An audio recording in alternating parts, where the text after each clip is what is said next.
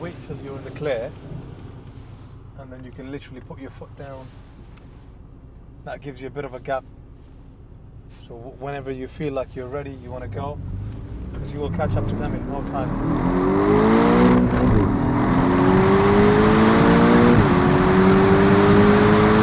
Yeah, this is fast, man. It's fast. It's good. Hi, welcome to Invictus Motors. We've got Adil.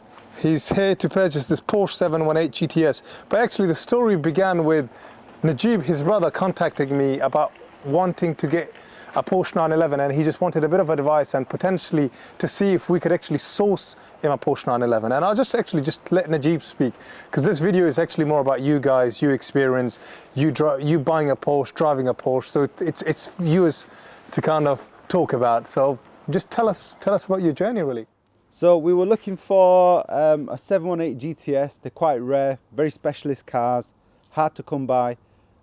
We'd had given up on buying a 718 GTS.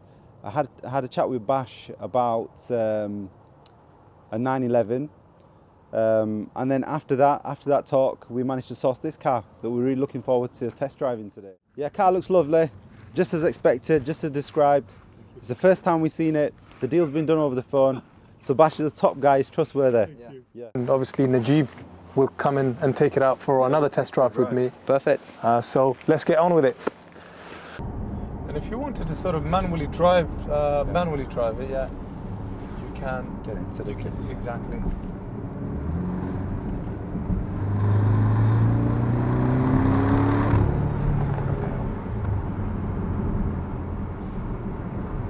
The gearbox is very smooth on this. You know, compared to the white one was like clunking into gear. Oh, and that was a 718 GTS as well? Yeah, PDK GTS, same as this. You know, sometimes When it rev and it drop into gear. Yep. I mean, the mileage it's had mostly has been motorway miles. Yeah. You can tell nobody does this kind of mileage in and out of London, as an example. And you can then sometimes feel that through the age of the car, you can hear the chassis creaking. Yeah, yeah. And you can hear it through the suspension and the whole geometry. Yeah, man. This car's on fire. Feel free to drop it a gear or two. Be my guest.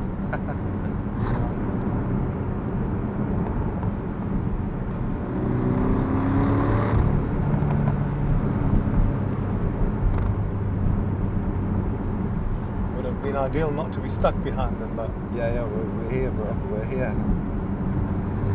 I think it's the only time he's going to let me drive it. You don't let me touch this at all. Really? He won't let me touch it, mate. You know what I said? I'm looking forward to or something like. I was like, okay, Najeeb is going to drive it next. I said I'm sure he will push the car a bit. He had the biggest laugh or the biggest smile you could have ever imagined on someone's face. Like, make sure he doesn't put it in the wall.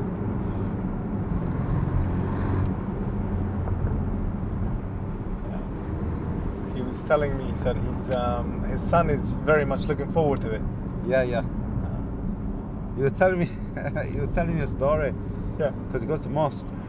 And this guy's got a Tekken, a black Tekken. Yeah. Porsche S. He's a really rich pharmacist. I know him. He's called Cash. So he was sitting there with his window down, and his son walked past the car, and he goes to him. 6 months ago, he goes to him, Daddy. He goes, do you want a Porsche? And Adil went, no. And he says, is that because you can't afford one? And he goes to the guy who was listening. He goes, I didn't know where to put my head. His kid's like 6 years old. Kids just come out with stuff, don't they? He goes, is that because you can't afford one?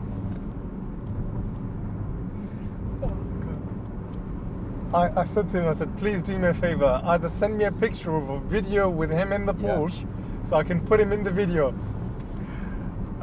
You know, kids love that kind of stuff. You know, to see their dad, to see their uncle. Over here, Rian. It's up there.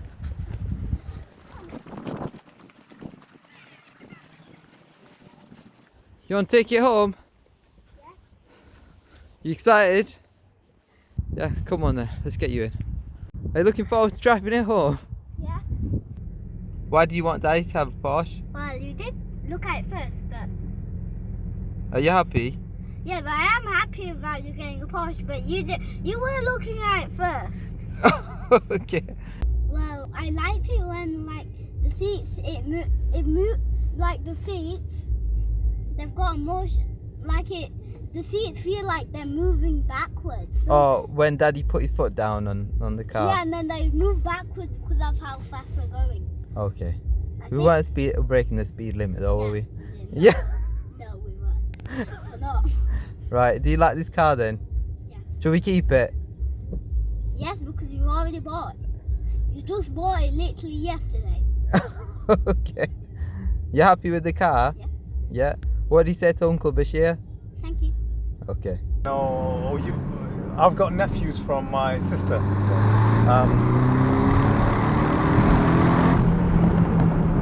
So my nephew, one of them is 2 years old. He sees me on YouTube in a video, and then a week later, my brother-in-law is looking for a film on Amazon, and you know the cover picture is of Vin Diesel, and my nephew says, Basir. He's trying to say my name. Bashir, yeah. Oh, right, Vin Diesel, right. Because he's got no hair. Right. What a compliment. But it's a nice hobby to feel and to live Of through course, yeah. the eyes of kids as well. That's what happens here now. So you press that, Yeah, go. and it's giving you power now, yeah? Yeah. We're killing each other. Not done.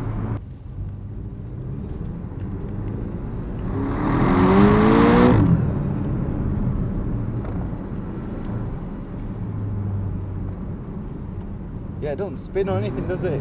Look at that. It just says Mid-engine. Yeah. It reminds me of my Boxster was a really good car, man, but the dream was always the Ferrari 355, man. The Ferrari 355. And sorry, just one more time. How did you end up with a Ferrari 355? I mean, with the idea of the Ferrari 355. It was just a kid. I seen that woman in the white Testarossa, Yeah. and after that, I wanted a car. I wanted a Ferrari. But then I was growing up, the 355. When I was a teenager, that was the pinnacle. When they came out, you could see him on the street, and I'd see him, and I just fell in love with it. And even that car, when I bought it from Verde. Yeah. It had been thrashed. And I remember going back to the garage with my dad. I was about 22. Going back to the garage with my dad, and he was Sikh. Yeah, and my dad, old school, he says to me, he says, look, you're stressing my son out. He's paid you good money for this car. Yeah. Yeah, why are you taking the piss for? Everything's broken on it. He's taking it to Leeds Ferrari. Car's wrecked. He goes, I've been with him. He goes, if he was taking the piss, I'll tell him. He says, look, I'll give you another whatever thousand you want. You give him a better one. And Verdi finally put his hands up. He says, look, I'm sorry. Yeah, he goes, I don't want anyone's boudoir off you. He goes, I'll tell you what. He goes, take the 360, a new one. My dad goes, right, I'll give you extra £10,000. Take the 360 and get rid of this headache. And I was like, no, I want the 355. I want the 355. And I've had it for 25 years. I won't sell it. It was my dream machine, man. Wow. They're beautiful to look at. Have you ever driven one? No. I'll bring it down for you. Let alone see one in flesh. Bro, they're just beautiful, man. Like, you see the California, yeah? It's not very pretty. It's a nice car. Yep. But when you see a 355, there's emotion in you. It's just beautiful. It's like, if I had a house big enough, I would plexiglass it and just look at it. Honestly, Wow. It's beautiful to look at.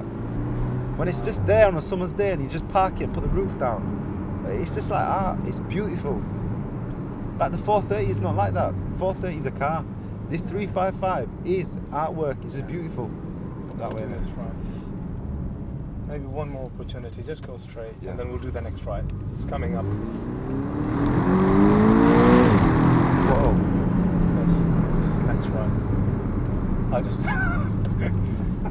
What's the curve? What's the curve? I thought you were getting a bit near there. It's all scary as a passenger, isn't it? No, it's just it's because your brother said to me, don't let him. Rough the car up. Yeah.